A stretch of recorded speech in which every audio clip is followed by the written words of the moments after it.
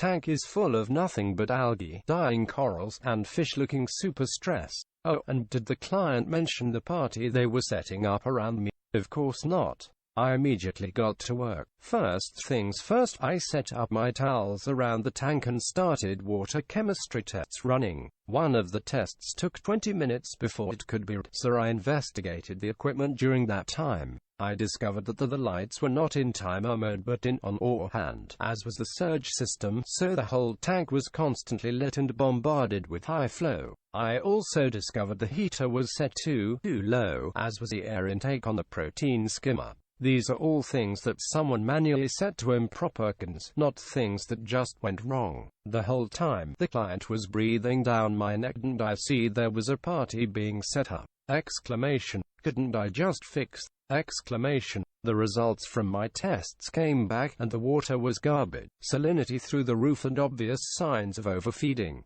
I topped off with F-double to correct the salinity, scrubbed the system during algae of the corals, and did a good water change. By the time I was done, the fish looked to be settling down, and a few of the corals were trying to open up. It wasn't perfect and would still require intensive work to get things back on track, but it was no longer dire. There was one last thing to do: dosing. Most dosing doesn't affect water clarity, but carb, bicarb, and calcium can. The alkalinity was in the gutter, and the system desperately needed bicarb. The water's already pretty cloudy from my work, so I dosed bicarb.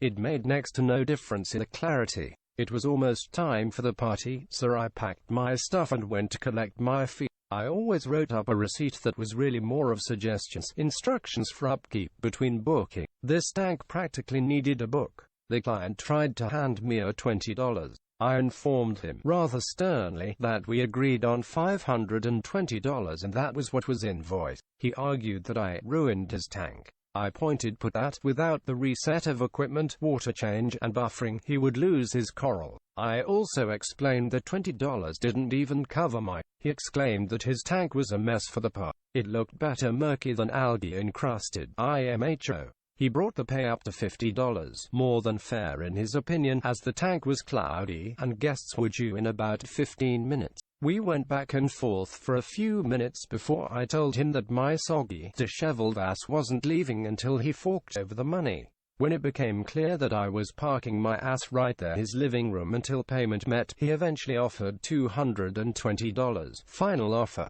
That would be my baseline for his system on a regular, scheduled run, so I took it. I was tired, pissed, and eager to get the fuck out of there before I was outnumbered by his friends, guests. I did tell him, though, that I would be blacklisting him for no future services, as well as informing my colleagues in maintenance. He laughed it off. I went home and relayed to people I knew doing the maintenance. I don't think he knew I was serious, but I was pissed to high hell that I was doing a maintenance run on New Year's Eve after an already long day at work. Fast forward a few days, and a customer came into the store demanding to know who was the bitch who fucked with her system. Guess who was that bitch? It was me. Turns out, New Year's Eve guy was her housemate. She had gone out of town for winter break from school to see her family, who lived maybe an hour away, for a month, and left him to care for the tank. The more we went back and forth, the more it became clear that he had fucked up the tank and then made it worse by screwing around trying to fix it. He had been the one to reset the pumps, heaters, and skimmer, and he had blame. She demanded to know why her maintenance guy suddenly didn't want to see her tank. To make matters even better, when my client realized that he had clearly fucked up her tank, he had called Amy instead of her regular service guy to cover his tracks. The regular guy just so happened to know someone I was friends with in the maintenance scene. It was a small scene back then, and few professional companies existed in the area. And last, we have a quick personal story about a choosing beggar company called Aero. My wife uses a CPAP machine and gets all her supplies from Aero.